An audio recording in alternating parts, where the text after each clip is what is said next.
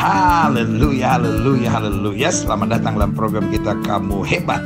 Karena pada dasarnya kamu memang hebat. Kenapa? Karena Tuhan yang pilih kita, Tuhan yang sertai kita, Tuhan yang kirim pasukan malaikatnya untuk menjaga kita.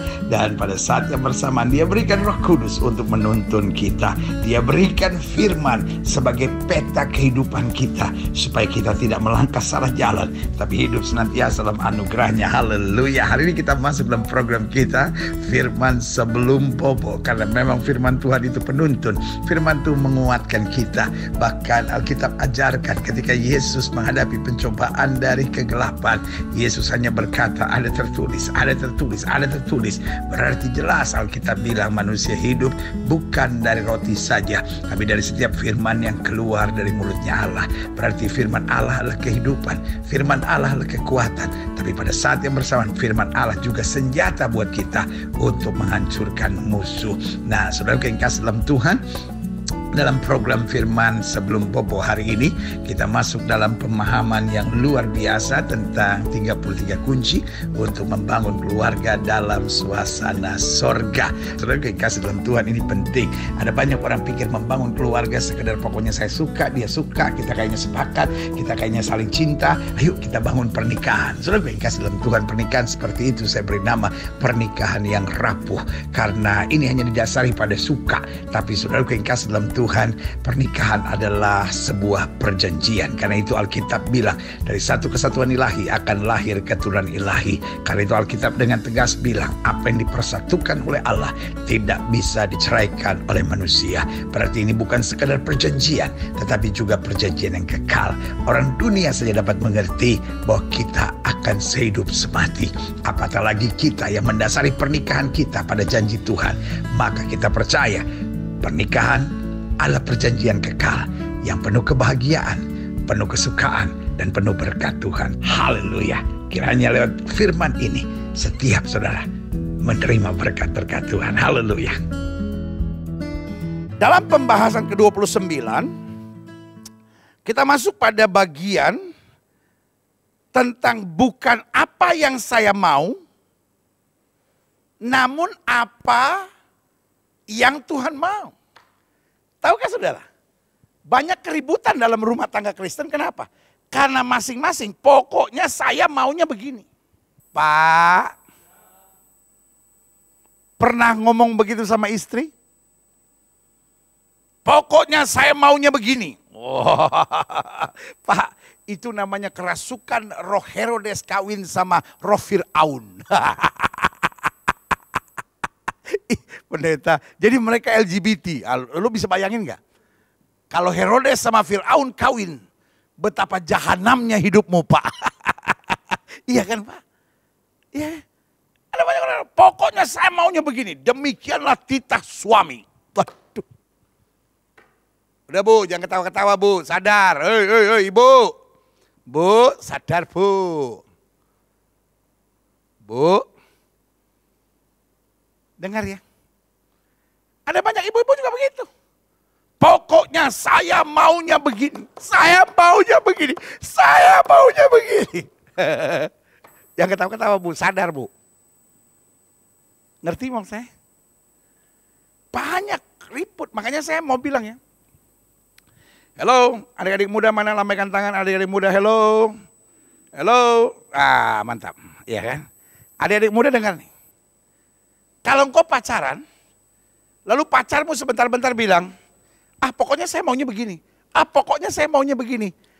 Saran saya nih ya, as your pastor, mendingan sudah mikir 1000 kali dulu deh. Kalau pacar modelnya kayak gitu, masih pacaran aja udah sebentar-bentar, pokoknya saya maunya begini, pokoknya saya maunya begini. Aduh, ujung-ujungnya, sungguh mati aku jadi penasaran, ya kan? Bisa mati penasaran lu. Saya kasih tahu aja. Kenapa? Karena itu sudah bukti bahwa orang-orang seperti ini nggak siap membangun sebuah rumah tangga.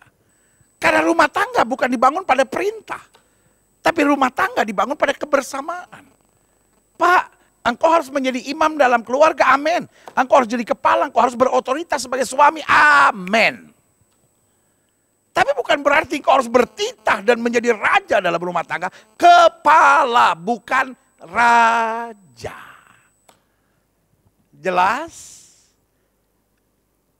Kalau dalam hidup kita, pokoknya lihat aja, dalam persahabatan, misalnya kalau kita udah sebentar, pokoknya saya maunya begini. Ya kan? Pemimpin perusahaan, pokoknya saya maunya begini. Waduh.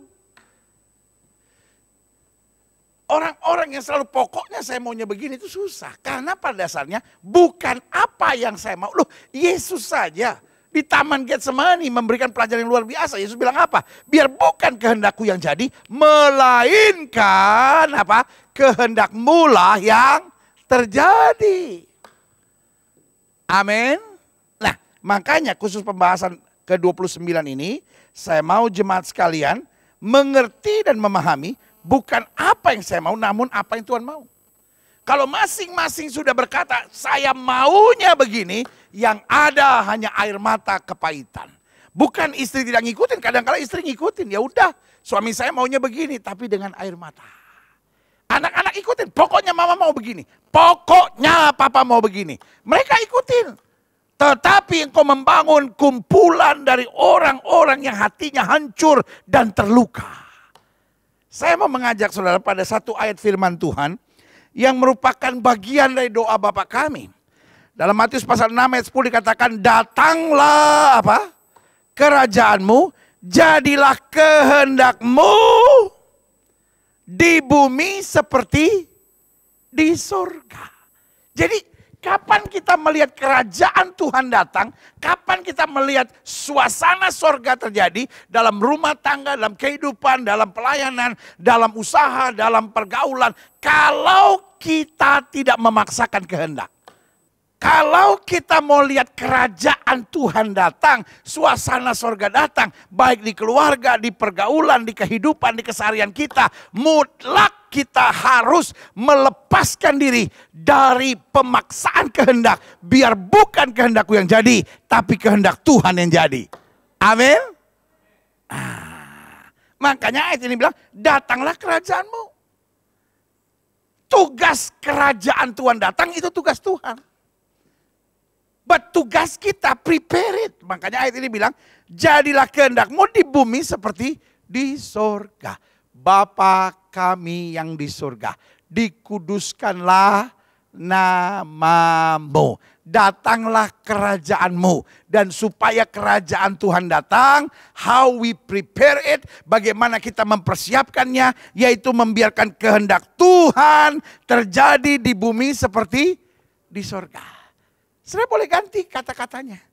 Jadilah kehendakmu di keluargaku seperti di sorga. Jadilah kehendakmu di pergaulanku seperti di sorga. Berarti pergaulan kita punya suasana sorga. Usaha kita punya suasana sorga. Keluarga kita alami suasana sorga. Jadilah kehendakmu di masa mudaku seperti di sorga. Amin. Iya kan? Jadi kalau kita bilang suasananya seperti neraka, itu bukan karena masalahnya bertubi-tubi, tetapi suasananya seperti neraka. Kenapa? Karena kitanya memaksakan kehendak dan tidak membiarkan kehendak Tuhan jadi. Yang setuju katakan amin. Amin. Iya kan? Nah, makanya dalam pendahuluan saya catat gini. Karunia terdahsyat dalam kehidupan ini adalah membangkitkan orang mati, pendeta. No. Karunia terdahsyat di muka bumi ini adalah berbahasa roh dan langsung menafsirkannya. No. Karunia terdahsyat saat-saat ini adalah orang buta melihat. No. Karunia terdahsyat hari-hari ini adalah ketika gunung dipindahkan. Wah, saudara. Tahukah saudara, di Mesir ada gereja yang namanya gereja sampah. Bukit Mukatam, saudara-saudara. Saudara bisa lihat di Google. Dan cerita dari bukit itu adalah, bukit itu sebetulnya tidak di situ. Tetapi ketika pemerintah otoritas Mesir mau menghabisi orang Kristen yang ada di Mesir, lalu mereka dikatakan kalau mereka, karena itu tempat kumpulan orang Kristen yang ada di bukit itu. Kalau sampai kami mau membuat jalanan, maka bukit ini akan kami ratakan. Lalu mereka bilang, loh kami mau dipindahkan kemana? Ya, iman kamu kan Tuhan bisa memindahkan gunung, ya pindahin gunung. Dan saudaraku yang kasih dalam Tuhan, imam pada saat itu berkata, kita akan puasa 3 hari. Tidak makan, tidak minum. Kita akan berdoa kepada Tuhan. Dan saudaraku yang kasih dalam Tuhan, tepat di hari yang ketiga, semua mata pada waktu itu menyaksikan. Dan ini sejarah yang ada di Mesir, saudara-saudara. Yang diakui sejarah Mesir, saudara-saudara. Bukit itu berpindah, saudara-saudara. Wow. Setiap kali saya ke Mesir dan berangkat ke Bukit Mukatam, lalu pimpin ibadah di Bukit Mukatam itu atau gereja sampah. Saudara, kenapa namanya gereja sampah, pendeta? Karena itu adalah kumpulan orang-orang yang pengumpul sampah, saudara-saudara. Karena mereka disingkirkan dari masyarakat sebetulnya. Tapi mereka tak bekerja keras, dan meskipun mereka bekerja mengumpulkan sampah, mereka bukan orang-orang miskin, saudara-saudara. Nah, itu yang saya mau tegaskan. Itu karunia dahsyat.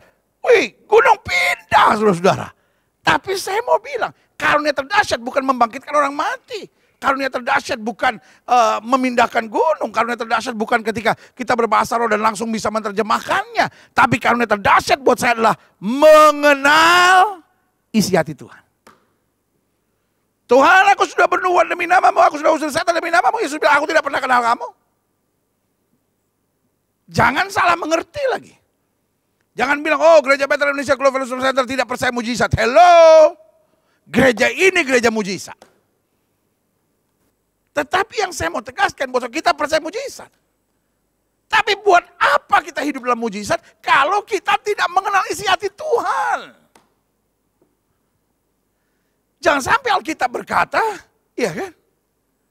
Hanya dari hadapanku, hei kamu, pembuat kejahatan. Iya kan? Nah, tapi itu juga bukan jadikan kita skeptis. Oh, kalau gitu yang penting kita mengenal isi hati Tuhan. Saya tidak perlu mujizat.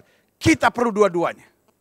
Kalau kita mengenal isi hati Tuhan dengan betul, apa isi hati Tuhan? Mujizat. Aku datang untuk memberi domba-dombaku hidup dan hidup yang berkelimpahan. Amin. Mengenal isi hati Tuhan apa artinya? Tuhan mau apa? Tuhan mau engkau naik dan tidak turun. Mengenal isi hati Tuhan apa? Tuhan mau engkau kuat, engkau perkasa, engkau merebut kemenangan. Karena di atas kayu salib Yesus sudah berkata, sudah selesai. Berikan tepuk tangan yang meriah buat Tuhan. Haleluya. Haleluya, haleluya, haleluya, haleluya. Loh, buat apa Yesus bayar harga yang mahal kalau kita tidak mengalami kemenangan, kita tidak mengalami mujizat, kita tidak mengalami kesembuhan. Tetapi jangan dibalik. Yang penting pokoknya saya sembuh, saya nggak mau tahu apa kehendak Tuhan buat hidup saya. No, buat apa kita sembuh kalau kita kemudian nggak mengerjakan kehendak Tuhan? Buat apa kita menerima mujizat kalau kemudian kita tidak mengenal isi hati Tuhan? Buat apa? Tuhan tidak akan memberikan sesuatu kepada orang yang tidak mau memanfaatkannya untuk kemuliaan Tuhan. Yang setuju sama saya katakan, jelas? Jadi saya catat di sini bahwa mujizat terdahsyat atau karunia terdahsyat dalam kehidupan ini adalah mengenal isi hati Tuhan. Boleh nggak kita buat langkah profetik kita? Semua taruh tangan kanan di dada. Sama-sama bilang, saya rindu mengenal isi hati Tuhan. Sama-sama bilang, saya rindu mengenal isi hati Tuhan. Adik-adik muda, engkau perlu mengenal isi hati Tuhan. Jangan sibuk, pokoknya saya senang cewek itu, saya senang cowok itu. No. Apa kehendak Tuhan buat hidup saya? Pokoknya saya harus jadi insinyur, pokoknya saya, apa kehendak Tuhan buat hidup saya? Setelah kita tahu kehendak Tuhan buat kita, baru kita meyakini Tuhan sudah mempersiapkan ini buat saya. Saya tidak akan takut. Yang setuju sama saya katakan amin. Jelas? Halo? Jelas? Iya kan? Mengenal isi hati Tuhan, itu kuncinya. Nah, kali itu saya catat. Pertanyaannya, mengapa kita perlu mengenal kasih Tuhan? Saya catat gini, karena dengan kita mengenal hati Tuhan, satu, kita tidak akan melakukan tindakan yang salah. Yang kita anggap asik, yang kita anggap enak, yang kita anggap untung, yang kita anggap dahsyat, seringkali justru menuntun kita pada langkah yang salah. Hello.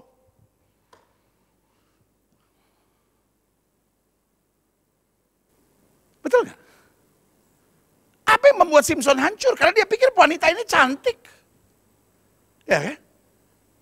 Ayahnya melarang dia, jangan kamu dekat dengan orang Filistin itu. Pokoknya aku suka. Hello, jelas nggak? Dalam hidup kita kan kita seringkali begitu arogan ya kan. Pokoknya saya maunya ini. Istri udah bilang, Pak pikirin dulu, kita doa dulu deh gitu. Suami juga bilang, Ma doa dulu gitu. Jangan langsung begini. orang tua udah bilang, nah kita doa dulu deh gitu. Minta tuntunan Tuhan, minta bimbingan Tuhan gitu ya kan. Tapi kita kan kadang-kadang sebagai orang tua aja gitu. Kita lihat anak kita, oh dekat sama sini. Pokoknya papa gak setuju. Doa dulu. Sesuatu yang kita udah pikir mantap. Kalau kita gak doa dulu, gak minta petunjuk Tuhan dulu, bisa salah. Kenapa kita perlu mengerti isi hati Tuhan? Meskipun oke, I know. Saudara sudah berpengalaman dalam usaha, saudara dalam dagang, saudara dalam karir, saudara. Tapi tetap duduk di bawah kaki Tuhan, minta petunjuk Tuhan, minta hikmat Tuhan. Dalam pelayanan mungkin saudara memang sudah pengalaman, I know. Tetapi tetap memerlukanlah kita ini untuk menyadari apa kehendak Tuhan buat kita. Apa gagalnya Simpson? Coba saudara pelajari kisah Simpson. Berkali-kali Simpson bilang begini, seperti yang sudah-sudah, aku akan mengalahkan dan terlepas. Tapi yang terakhir bunyinya adalah, seperti yang sudah-sudah, aku akan mengalahkan dan terlepas. Tetapi tidak diketahuinya bahwa roh Tuhan sudah undur daripadanya. Artinya, if you can, it's all because of His grace. Kenapa kita perlu mengenal kehendak Tuhan? Kenapa kita perlu tahu isi hatinya Tuhan? Jelas saya tegaskan, yang pertama di sini, kita tidak akan melakukan tindakan yang salah, karena mungkin tindakan kita tidak selamanya bisa disukai orang. Tindakan kita tidak selamanya bisa populer gitu. Tindakan kita tidak selamanya bisa seperti yang orang buat. Tetapi kalau ini yang Tuhan mau, orang boleh kritik kita, orang boleh ngejek kita, orang boleh tertawakan kita, tapi kita lebih daripada orang-orang yang menang.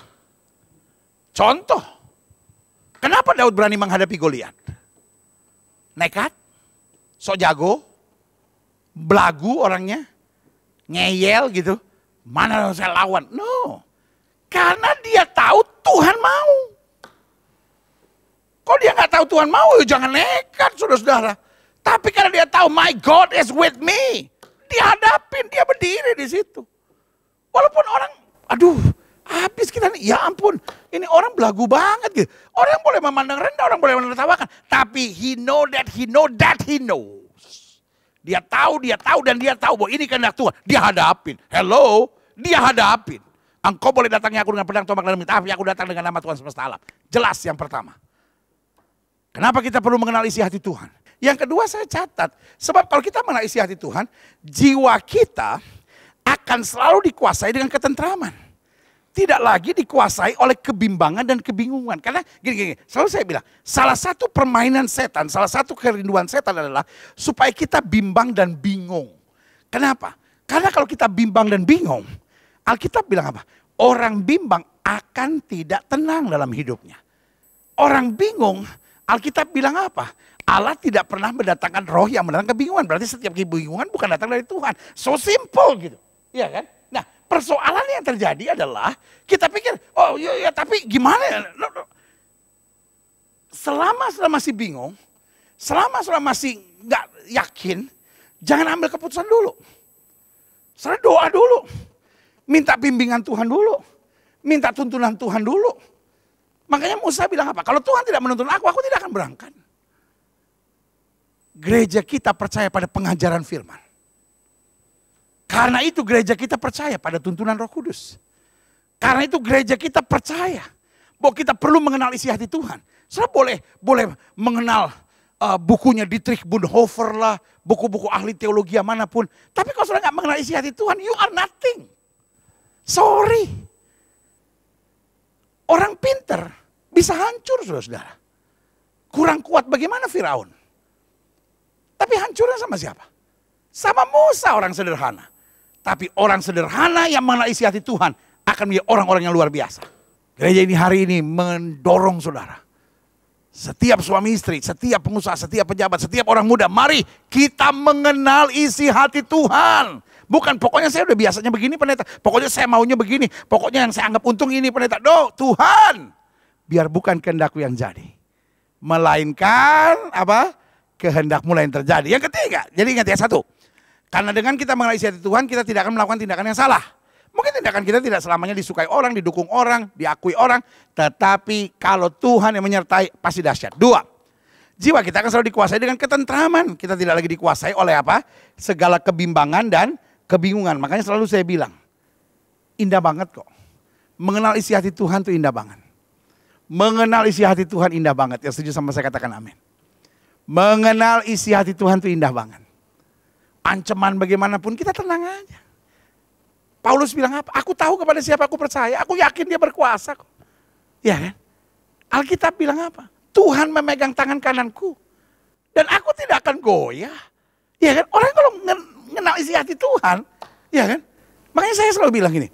Saya nggak habis pikir kalau orang di gereja gitu ya pelayanan-pelayanan. Tapi senangnya ngomongin orang gitu. Senangnya cari-cari negatif kekurangan orang gitu. Tahu nggak Pak Gilbert kan gini.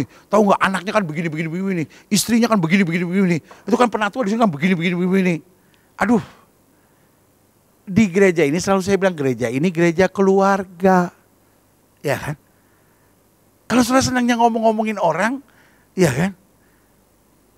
Sebetulnya saudara ngerti gak sih? Bahwa gereja ini gereja keluarga. Selalu saya bilang gereja ini bukan kumpulan orang sempurna. Gereja ini adalah kumpulan orang biasa yang terus mau belajar firman Tuhan, terus mau menyempurnakan dirinya, terus mau dibangun oleh kuasa Tuhan supaya kita makin sama dengan Kristus makin hari dalam kemuliaannya. Berikan tepuk tangan yang mulia buat Tuhan. Haleluya. Tapi kalau kita senangnya ngomongin orang, ini yang saya bilang, orang tuh kalau nggak ngerti isi hati Tuhan, itu senangnya tuh kritik orang gitu. Ada orang-orang yang paling senang kalau lihat hamba Tuhan ada kekurangannya. Kenapa? Dia punya bahan. Wah, ya kan? Jadi, saya paling ketawa geli kalau ngeliat hamba Tuhan yang senangnya nyerang orang lain. Nyerang hamba Tuhan lain, nyerang gereja lain. Ada hamba Tuhan begini, ada gereja begini, ada seorang pelayan Tuhan begini. Kalau kita khotbah cuma nyerang gereja tertentu, nyerang hamba Tuhan tertentu, buat saya kan cuma sederhana. Udah kehabisan bahan khotbah itu kan, udah kehabisan ide khotbah itu kan. Nah makanya saya bilang, kalau kita mengenal isi hati Tuhan, yang kita mau adalah memberitakan kasihnya. Ya ampun saudara pernah pacaran gak sih? Kalau kita lagi jatuh cinta awal tuh, lihat anjing saja, lihat anjing Blacky. Kita bilang sama Blacky, kenalkah engkau sama Nancy? Wanita yang begitu cantik dan luar biasa. Giginya, dari jauh. Seperti butiran-butiran padi. Ya iyalah kecil banget. Mending kalau butiran padi. Seperti itu, apa itu namanya? Biji duren. Kuning dong pendeta. Kita kalau lagi jatuh cinta nih sama orang nih, ya kan? Waduh, selalu pengen ngomong tentang dia. Nah begitu pun kalau kita mengenal isi hati Tuhan, kita cuma mau ngomong tentang kasih Tuhan, kebaikan Tuhan, anugerah Tuhan, kuasanya yang berkelimpahan. Yang setuju berikan tepuk tangan yang berat buat Tuhan. Haleluya. Yang ketiga, dengan kita mengenal isi hati Tuhan, kita akan menjadi lebih mudah mengontrol emosi kita. Serta melepaskan diri dari serangan iblis yang mendesak kita untuk marah, berontak, dan kecewa. Kalau kita mengenal isi hati Tuhan, masa ya kita mau emosi sih? Aku tahu kok ujung-ujungnya pasti beres. Aku tahu kok orang yang mau ngomongin aku, orang yang mau fitnah aku, akhirnya justru akan disingkirkan Tuhan. Iya kan? Saudara bisa bayangin gak kalau Yusuf gak mengenal isi hati Tuhan? Teriak-teriak dia di depan istrinya Potifar. Tante, fitnah orang sembarangan. Iya kan? Saudara kalau Daud gak mengenal isi hati Tuhan, dia sikat itu Saul itu. Waktu Saul buang hajat persis di mulut gua sementara dia ada di dalam gua. Ayat ini bilang apa? Dia keluar, dia potong punca jubah Saul. Dan dia bilang apa? Aku tidak akan menjamah orang yang Tuhan urapi. Makanya selalu saya bilang, orang yang mengenal isi hati Tuhan, itu sabarnya 2 kali lipat saudara. Jadi kalau orang sudah bilang sama saya, pendeta sabar sih sabar, tapi sabar kan juga ada batasnya pendeta. Ini gak mengenal isi hati Tuhan. Iya kan? Ibu, kalau ibu mengenal isi hati Tuhan, engkau akan mengalah sama suami, Bu. Pak, kalau engkau mengenal isi hati Tuhan, Pak, engkau ngerti. Makin aku mencintai istriku, makin berkat Tuhan tercurah bagi aku. Makin aku jadi anak muda yang benar di hadapan Tuhan, makin aku tidak melawan orang tuaku, makin aku melihat tangan Tuhan luar biasa memberkati aku. Walaupun saya nggak bilang amin, saya sendiri yang bilang amin. Kalau masih nggak tersindir kebangatan. Ngerti gak maksudnya? Orang kalau mengenal isi hati Tuhan, kita nggak sibuk dengan hal-hal yang memancing emosi kita. Tapi kita sibuk dengan kepastian bahwa Tuhan buka jalan, Tuhan bela, Tuhan nyatakan kemuliaan. Berikan tepuk tangan yang meriah, haleluya. Dan yang keempat, jika kita mengenal isi hati Tuhan, langkah-langkah kita makin menyenangkan Tuhan. Karena memang kita cuma bilang, Lord, you will never fail me. Engkau tidak akan pernah mengecewakan aku, masa kan aku akan mengecewakan Tuhan? Amin. Iya kan? Jadi langkah-langkah kita makin menyenangkan Tuhan. Serta menuju pada pendewasaan dan penyempurnaan rohani. Ya kan? Makanya Paulus sampai bilang apa? Aku mengambil keputusan tidak mengetahui apapun. Selain daripada Yesus yang mati dan dibangkitkan dari antara orang mati. Amin. Jadi artinya gini. Kalau kita mengenal isi hati Tuhan. Ya kan? Kita tuh makin menganggap. Apa sih yang saya kejar di dunia ini? Tuh dunia ini cuma sementara. Dan dunia ini banyak mengecewakan saya. Terus buat apa saya kecewa? Terus buat apa saya menendam? Karena saya bukan berasal dari dunia ini. Saya cuma diizinkan Tuhan melalui dunia ini karena saya orang sorgawi yang ditempatkan Tuhan di muka bumi untuk menjadi saksi yang menyatakan kemuliaannya. Amin. Sama-sama bilang saya perlu mengenal isi hati Tuhan. Bu, kalau engkau mengenal isi hati Tuhan, Bu, engkau gak akan, Bu, mention mantan, Bu, di Facebook atau di Instagram, Bu. Ya kan? Lalu mengenang-enang masa lalu sama mantan. Pak, kalau engkau mengenal isi hati Tuhan, Pak, gak mungkin, Pak, timbul dalam pikiranmu untuk bercerai lah. Sorry ya. Buat saya orang-orang yang berpikir untuk bercerai dan lain-lain itu orang yang sudah kerasukan setan, saudara-saudara. Sorry. Gereja ini tegas pemberitaan firman-Nya, saudara-saudara. Kita tertawa boleh tertawa, tapi kalau kebenaran kita nggak akan kompromikan. Orang sampai kalau berpikir berselingkuh lah, berpikir, wah tapi pendeta habis istri saya terlalu kasar, nggak ngerti. I know. In every family there is problem. Tapi kalau kita mengenal isi hati Tuhan, kita tahu Tuhan turut bekerja dalam segala perkara untuk mendatangkan kebaikan yang saja katakan amin. Nah, karena itu kesimpulan saya begini, klik. Dalam kehidupan berumah tangga dan berkeluarga, salah satu yang terpenting juga adalah mengenal kehendak Allah. Mengenal isi hati Tuhan. Ya kan?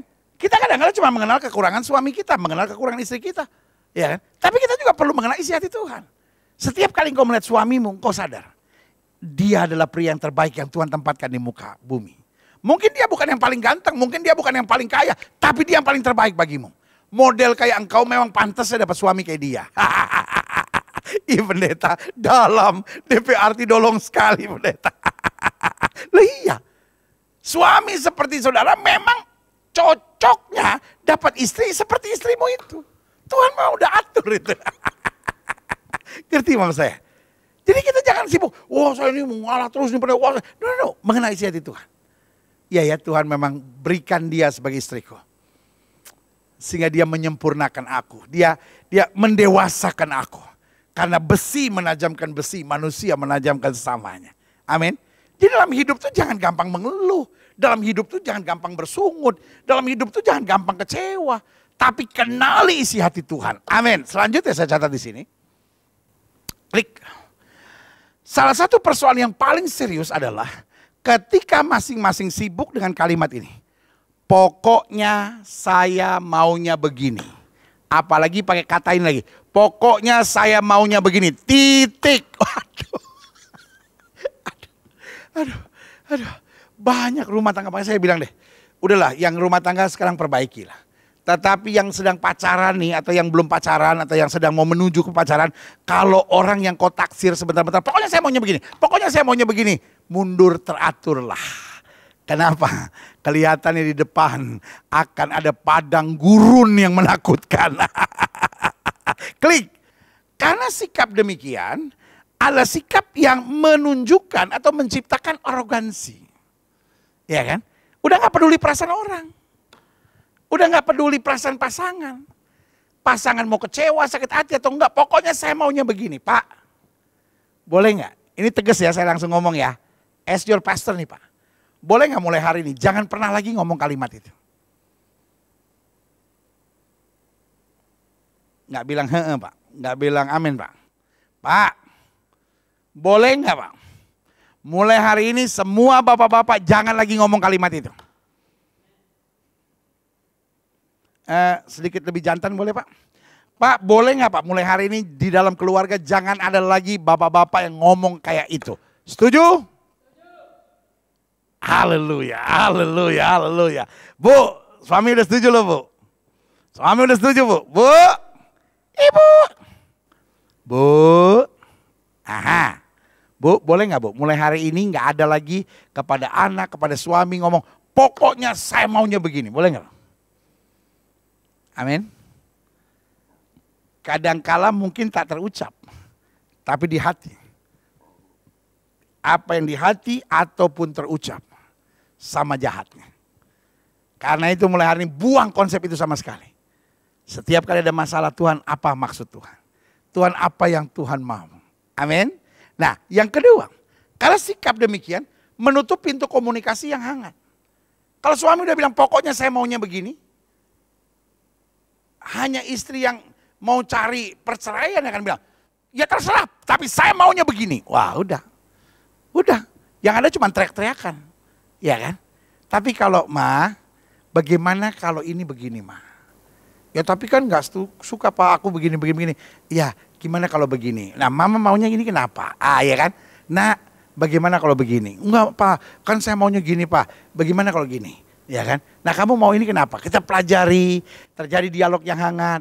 Kalaupun ketemu deadlock, jangan masing-masing, pokoknya saya papa kamu dengar. Jangan. Nah kita berdoa. Papa cuman mau yang terbaik buat kamu. Dan anak juga sama. Iya Pak, aku juga hanya mau yang terbaik kok Pak dalam hidup ini. Biar Tuhan yang Oh saudara, saya mau tanya, sorga nggak? Sorga.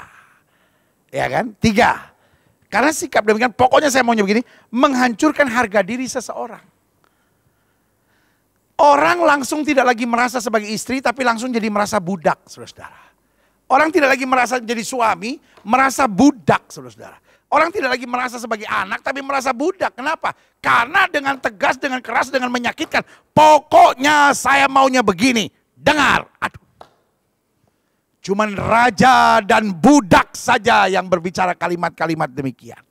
Mulai hari ini, bangunlah rumah tangga dengan saling menghargai. Suami hargai istrimu, istri hargai suamimu.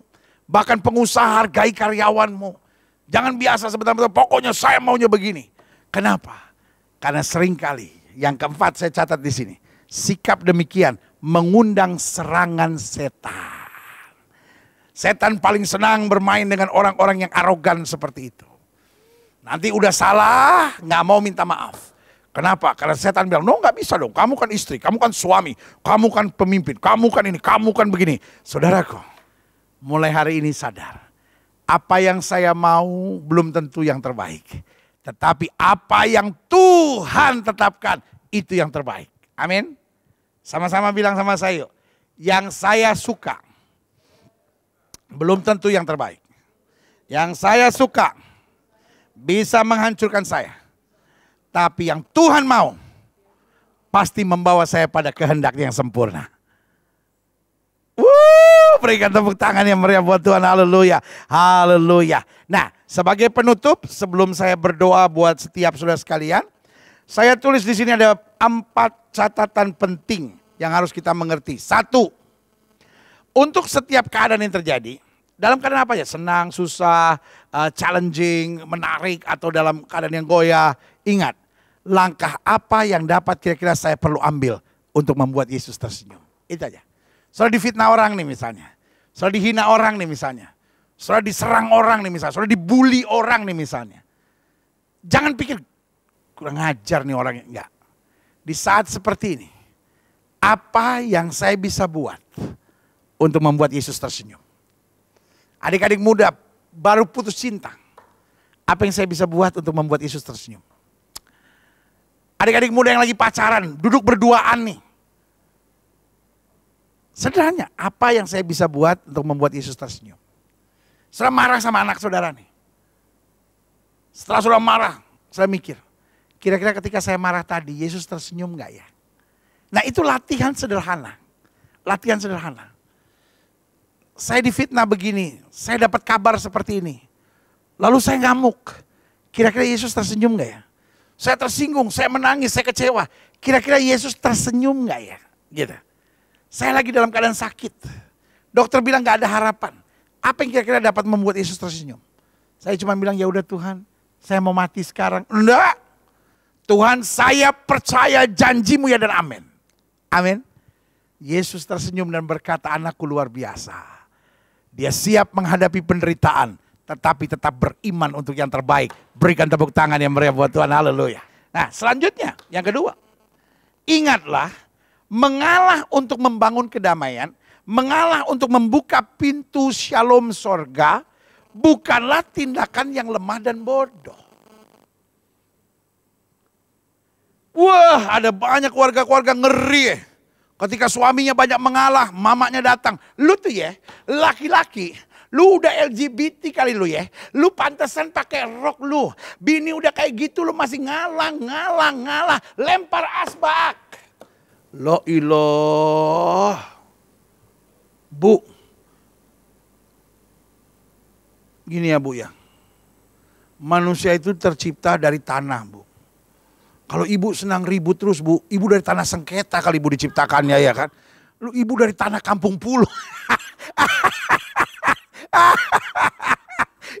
Ibu dari tanah kampung pulau kali ibu. Karena gini, manusia diciptakan dari tanah. Untuk damai. Tuhan menembuskan nefes hayai. Ruah Yahweh. Yaitu roh Tuhan. Nafas hidup. Tapi ibu pokoknya mau ribut terus Bu. Ibu diciptakan dari tanah kampung pulau kali Bu, tanah sengketa kali Bu. Makanya masih ada tuh roh-roh sengketa. Boleh gak sih Bu? Iya kan? Bawa damai Bu. Karena gini, dalam segala hal ya, dalam pergaulan, dalam pelayanan, mengalah. Itu bukan artinya kompromi. Tetapi mengalah untuk mengundang damai sejahtera surga. Mengalah untuk membuka pintu shalom surga. Itu kehendak Tuhan. Saya tidak percaya kehendak Tuhan ribut. Ada banyak orang kalau udah ribut, ngotot, selalu pakai, ya Yesus juga masuk bait Allah, dia bongkar. Itu cuma satu kali Bu. Yesus marah juga cuma satu kali Bu. Yesus marah juga cuma satu kali Bu. Dalam 3,5 tahun pelayanan cuma satu kali itu dia marah. Nah ibu udah berapa kali marah? Iya kan? Jadi boleh nggak? Ingat, mengalah untuk membangun kedamaian. Jadi mengalah bukan karena, ya udah deh kalau saya ngomong ribut lagi saya ditempeleng. Udahlah saya ngalah, puas ya dia nanti Tuhan hajar. Itu bukan mengalah, itu nyumpain namanya Bu. Maksud saya mengalah itu, ya sudahlah Pak. Kalau memang begini. Kadang-kadang cuman ribut hal sederhana aja gitu ya kan. Contoh, nonton TV, berita. Lalu ibu-ibu bilang, masa sih cuman gara-gara 32 Agustus dan bebek nungging aja orang harus dihukum. Si ibu ngomong begitu. Bapaknya, ya iya dong. Kan menghina negara. Kenapa sih kok bapak yang sewot? Lu kenapa juga mama ribut? Jadi papa mau apa? Nama mau apa? Pak, kamu tuh selalu kasar. Ribut mau cerai. Cuman gara-gara nonton apa? Infotainment. Ya. Densus 88 menggerebek rumah. Apa gitu. Terus suaminya bilang, overacting. Papa teroris ya? Kok papa bela-bela teroris? Jaga mulut kau. Aku cuma komentar aja, kau ngomong sembarang, aku teroris. Ya habis, Densus 88 kan bagus Pak, membela negara Pak. Tapi papa justru salahkan mereka. Ya jadi mama mau apa? Mama naksir sama Densus 88. Pak tutup mulut kau Pak. Kenapa sekarang papa bilang, aku sebagai perempuan penjina, suka sama Densus 88. Ya kenapa kau bilang aku teroris? Cukup sampai sini Pak, kita cerai sekarang. Ya, terorisnya aja belum dihukum, rumah tangga sudah udah bercerai. Hancur. Itu yang saya bilang. Ngalah, ya kan? Kalau sudah kasih tanggapan, ini kok Densus 88 overacting banget. Ya kan dia itu tugasnya. Kok kamu bela-bela sih? Ya sorry lah Pak, kalau aku enggak sih, enggak maksud aku. Enggak apa-apa lah Pak, tangkap aja tangkap, ya benar. Kasih rata semua rumah. Ya, aduh. Rumah tangga yang sudah 15 tahun ke atas, kadang-kadang saya bilang, ini aduh tolol-tolol sudah benar. Ribut tuh hal-hal yang enggak penting banget gitu. Yang gak ada hubungannya sama sekali dengan kebahagiaan keluarga. Cuma gara-gara tanggapan sesuatu. Suami cuman bilang gini, ini kok taksi gajulan banget sih jalan. Papi apa sih? Kalau di mobil komplain terus. Loh, kok membelain supir taksi sih? Selalu aku yang salah. Ya habis papa marah-marah. Ngomong amat supir taksinya kalau berani. Pengecut sama orang. Kok kamu yang sembarang? Berkelahi. Bu, supir taksinya aja masih ngerokok Bu. Tenang-tenang Bu. Suami istri berkelahi, tolol nggak Bu itu? Kenapa sih Bu mesti ribut? Kenapa suami mau ngomong sesuatu harus selalu yang paling salah dan kau harus selalu bela orang lain yang paling benar? Iya kan? Hari ini sebagai hamba Allah saya cuma mau bilang, belajar dong. Buka pintu shalom sorga. Mengalah, mengundang kehendak Tuhan jadi. Amin. Itu. Kerinduan saya kan cuma satu. Doa saya kan cuma sederhana. Saya rindu jemaat sekalian bukan hanya cinta Tuhan. Tapi memiliki keluarga-keluarga yang penuh dengan sukacita sorga. Haleluya. Yang ketiga, berapa catatan penting yang harus kita pahami? Sadarilah, yang kita anggap terbaik dan terbenar tidak selamanya terbaik. Seringkali yang kita anggap terbaik terbenar hanya karena yang terenak dan yang paling terbiasa buat kita. Jadi dalam kehidupan kadang-kala bukan soal terbaik, terbenar ya kan. Kadang-kala seringkali cuman yang terenak, ternyaman, dan terbiasa buat kita.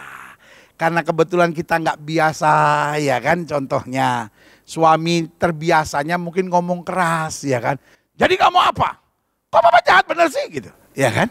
Nah Pak kan sederhana Pak. Mestinya kan oh sorry sayang, kenapa aku ngomong terlalu keras ya. Gak maksud aku begitu sayang, sorry mungkin aku terbiasa. Nah, ketika terjadi komunikasi yang indah seperti itu, betapa indahnya hidup ini. Yang terenak, ternyaman, terbiasa. Kadangkala tidak perlu kita pertahankan. Tapi yang terbaik, yang terbenar, yang merupakan kehendak Tuhan, perlu kita latih terus-menerus dalam hidup kita. Sehingga kita menjadi biasa di dalamnya. Yang setuju katakan amin. Dan akhirnya yang keempat, yang terakhir, saya undang pemain musik maju ke depan. Beberapa catatan penting yang harus kita pahami. Imanilah. Hanya orang yang menyadari kebaikan dan kedahsyatan Tuhan yang akan mampu melaksanakan seluruh kehendak Allah. Makanya dalam ibadah Jumat Agung dan Paskah selalu saya tekankan. When our focus is the cross. Waktu fokus kita adalah salib Yesus. Kita jadi orang yang siap melakukan segenap kehendak Allah. Karena itu dalam hidup ini, belajarlah terus memahami kehendak Allah. Belajarlah terus memahami isi hati Tuhan. Sehingga apa yang terjadi? Hidupmu berdampak. Hidupmu jadi berkat. Iya kan? Hanya orang yang menyadari kebaikan dan kedahsyatan Tuhan akan mampu melakukan seluruh kehendak Allah. Kalau enggak kita tahu kehendak Allah, tapi lama-lama kita ngeyel gitu. Ya saya sih tahu pendeta, tapi kalau saya terus mesti bertahan, nggak kuat dong. Saya sih tahu pendeta, tapi kalau kita melayani, bisa rugi dong saya. Saya tahu pendeta, tapi kalau saya cuma harus berserah sama Tuhan. Ya lama-lama kan saya juga nggak sanggup juga. Tetapi kalau kita sadar kedahsyatan Tuhan, kita sadar pengorbanannya, kita makin semangat menyenangkan hatinya. Yang setuju sama saya katakan amin. Amin. Aduh, kadangkala saya berdoa di hadapan Tuhan, gak sempat berkata apa-apa. Cuman air mata yang mengalir dan saya cuman bilang, Lord, I am not worthy. Aku sebenarnya gak layak. Karena kalau kita pandang anugerah Tuhan, aduh, kita ini bukan siapa-siapa. Tuhan terlalu baik. Tuhan terlalu baik. Tuhan terlalu baik. Amin. Stop jadi orang yang arogan. Stop jadi orang yang kasar. Stop jadi orang yang kepala batu. Stop jadi orang yang membiarkan emosi meledak-ledak. Ingat, kita bukan siapa-siapa. Kita selalu cuman pikir, apa yang Yesus mau dari dalam hidup saya. Dan engkau akan kagum melihat bagaimana langkah-langkahmu akan mengalami hal-hal yang dahsyat. Lihat, Matius 3 ayat 14-15. Ini bicara tentang Yesus datang. Ketika Yohanes Pembaptis berkata, bertobatlah sebab kerajaan sorga sudah dekat. Berilah dirimu dibaptis. Tiba-tiba Yesus datang dan berkata, aku mau dibaptis. Apa itu ayat yang ke-14? Tetapi Yohanes mencegah dia, katanya, akulah yang perlu dibaptis olehmu dan engkau yang datang kepadaku. Ayat yang ke-15, perhatikan baik-baik. 1, 2, 3, kita baca sama-sama. Lalu Yesus menjawab, katanya kepadanya. Ntar dulu dong, sabar. Gua VR aja lu masih mau lewatin, gimana sih? Sabar dong, iya kan? Sama-sama kita baca 1, 2, 3. Biarlah hal itu terjadi, karena demikianlah sepatutnya kita menggenapkan seluruh kehendak Allah. Sama-sama bilang, seluruh kehendak Allah. Amin. Dan Yohanes pun menurutinya. Saudaraku, yang Yesus mau cuma satu. Melakukan kehendak Allah. Dari mulai baptisan sampai pada kayu yang kasar. Dari mulai air yang dingin sampai darah segar mengalir. Yesus hanya melakukan satu. Yang dikehendaki Bapanya. Kalau kita melakukan yang dikehendaki Allah, hidup kita aman. Kalau kita melakukan yang dikehendaki oleh Bapa kita, hidup kita dahsyat. Kalau kita melakukan yang dikehendaki Bapa kita, apa yang tidak pernah kita pikirkan, itu yang Tuhan sediakan. Berikan tepuk tangan yang meriah buat Tuhan. Haleluya, haleluya, haleluya. Setiap mata terpejam, setiap kepala tertunduk. Setiap hati terangkat kepada Tuhan. Sambil musik naikkan pujian ini.